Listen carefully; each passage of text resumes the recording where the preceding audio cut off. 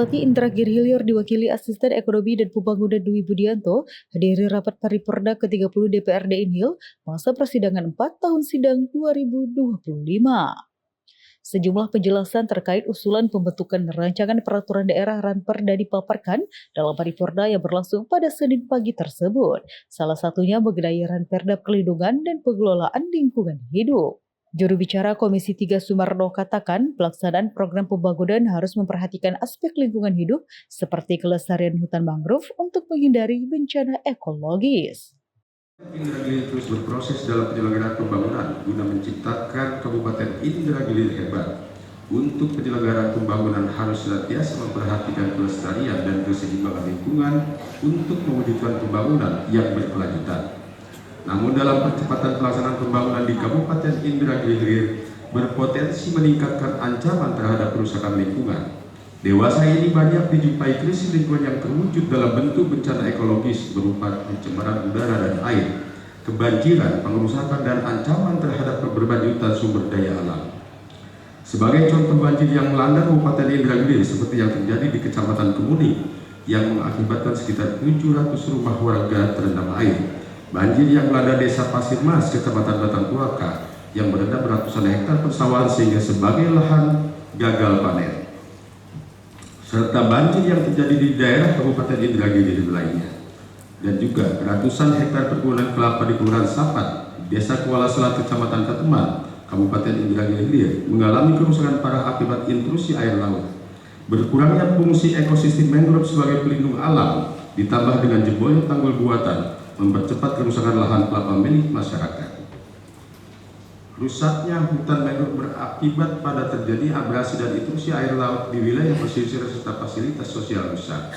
Mangrove berperan sebagai paru-paru dunia melalui penyerapan dan penyimpanan karbon biru.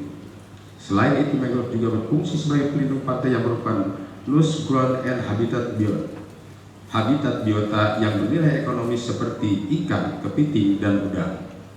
Ekosistem hutan mangrove memiliki keterkaitan terhadap perubahan iklim.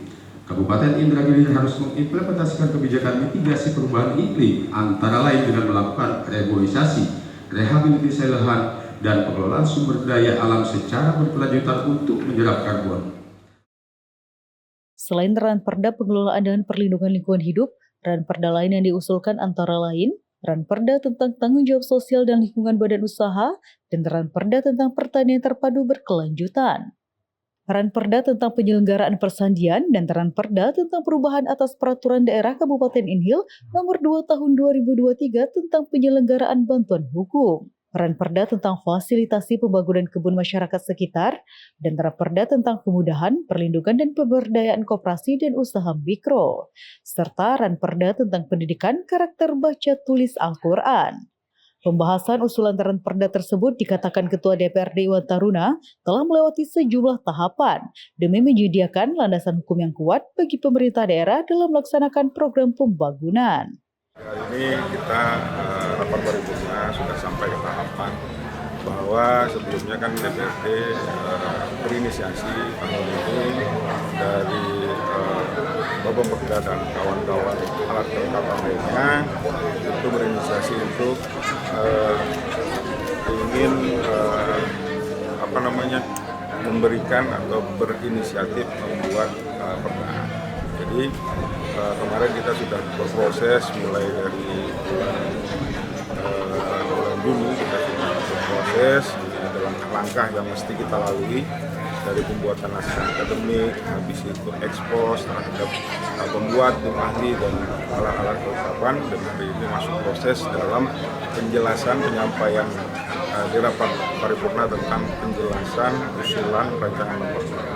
Setelah ini tentunya nanti siang kita akan melakukan pandangan fraksi, masing-masing fraksi tentang penjelasan usulan rancangan perda dari AKD ini, dan dilanjutkan nanti paripurna malam tentang jawaban atau tanggapan dari masing alat-alat kelengkapan. Setelah itu prosesnya dilanjutkan dengan pengambilan keputusan nanti apakah yang menjadi usulan dari alat kelengkapan ini tentang program Propemperda tahun 2026 apakah diloloskan atau tidak. Kalau ini kita sepakati, ini akan menjadi Propemperda pada tahun 2020. Nira Paredisa dan Pupi Andriko melaporkan untuk Gemilang Televisi.